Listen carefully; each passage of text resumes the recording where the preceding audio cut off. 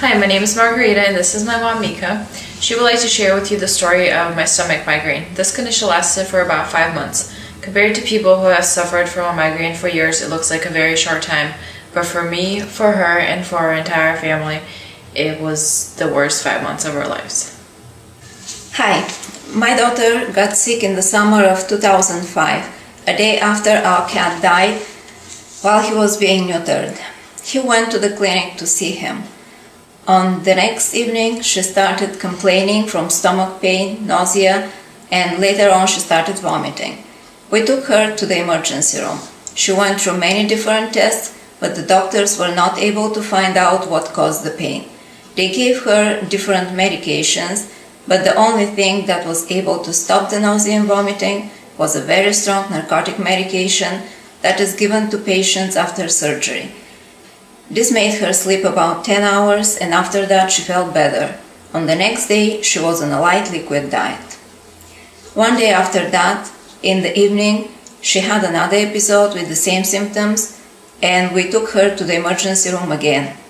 The doctors did more tests, and again the tests showed that everything was normal.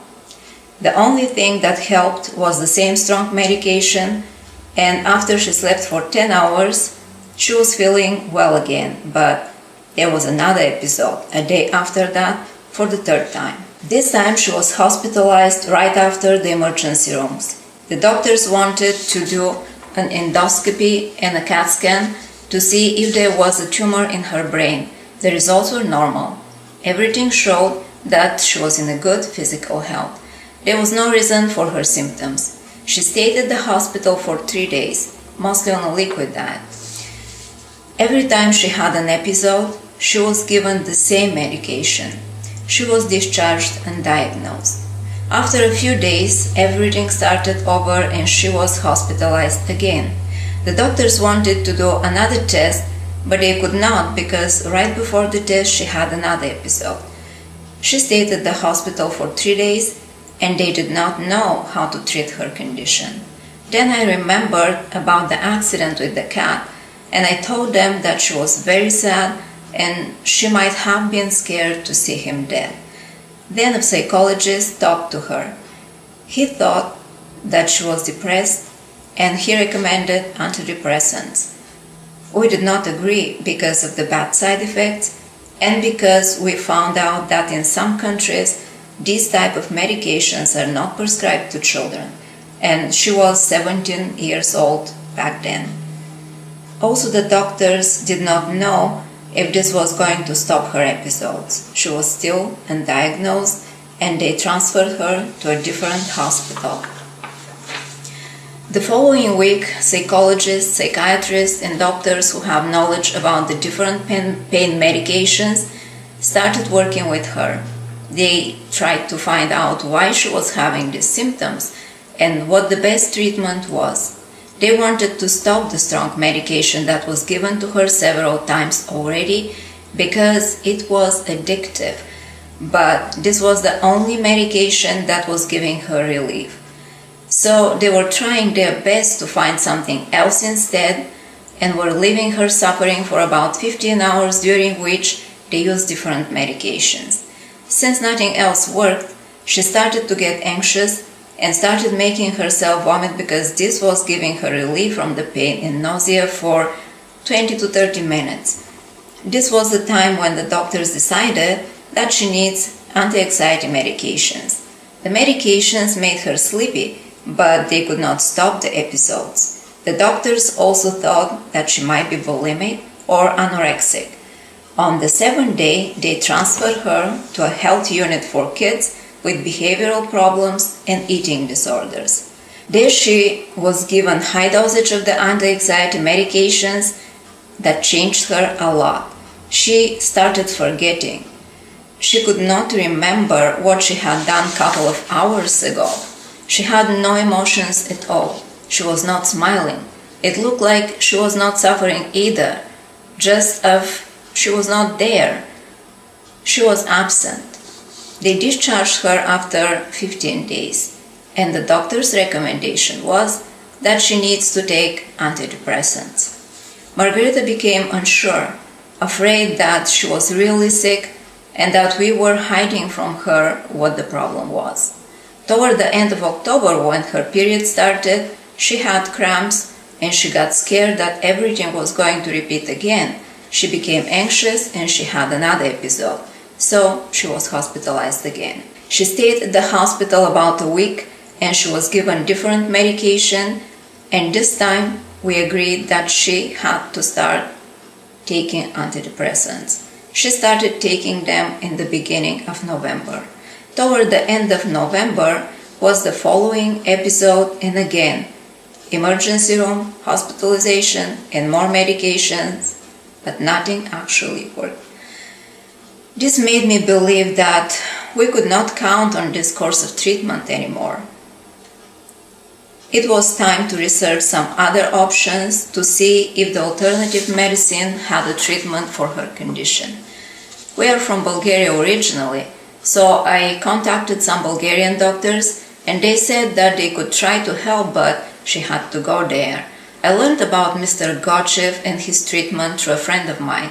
She told me that he was a homeopath. I did not know what this exactly meant. All I knew was that it is a part of the alternative medicine, but I have never been interested in it. I called him and I explained my daughter's condition to him.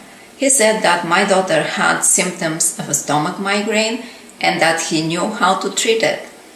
I could not believe it. So many doctors did their best and they could not help, but he understood her problem and he was sure that the treatment was there. I was thinking, no way, impossible. Meanwhile, Margarita was in the hospital. During this couple of weeks, she had episodes that lasted days. Nothing could stop them. She started complaining from chest pain.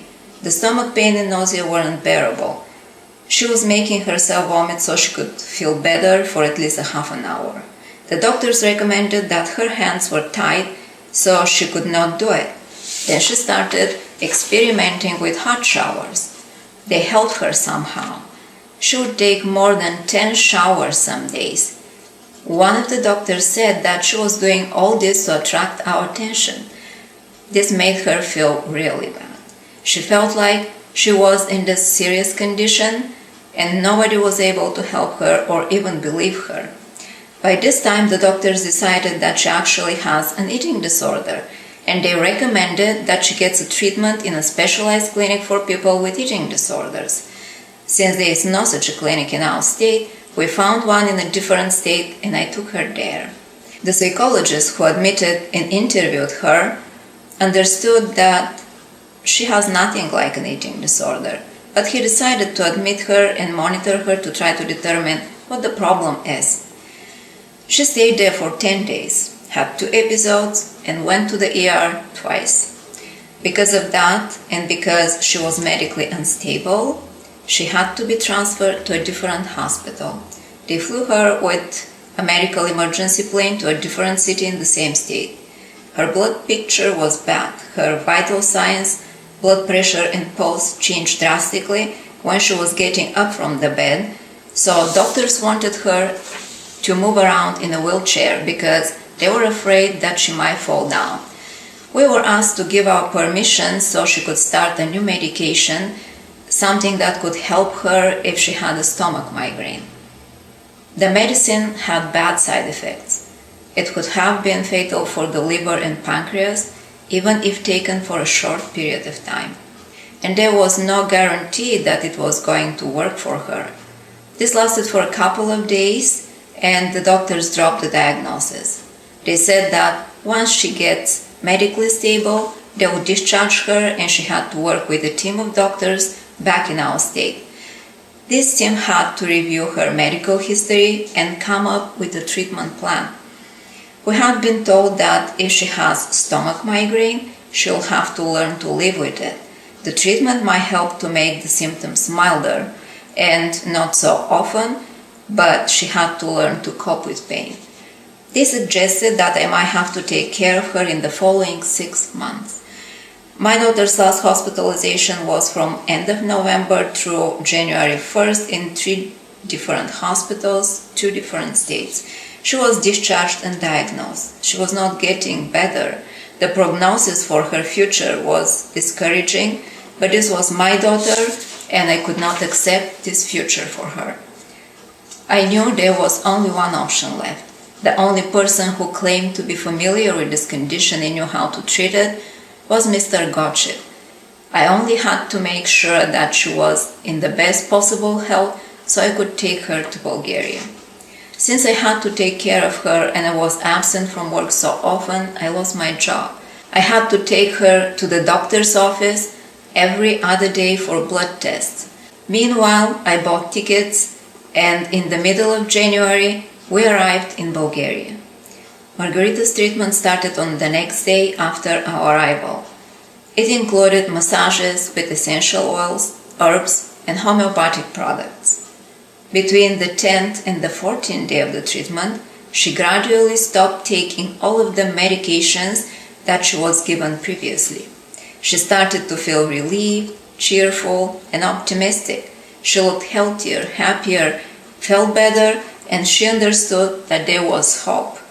The doctors who treated her during the first 5 months told us that I have to take care of her 6 to 12 months and that she will have episodes all her life if her condition was a stomach migraine.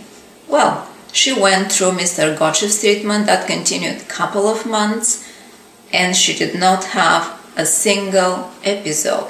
In the past 5.5 years since that, she had not had another episode. Thanks to Mr. Gotchev's treatment with the essential oils, herbal tea, and homeopathic medications, my family regained the happiness and joy in life. Thank you, Mr. Gotchev, for everything you did for me and my family.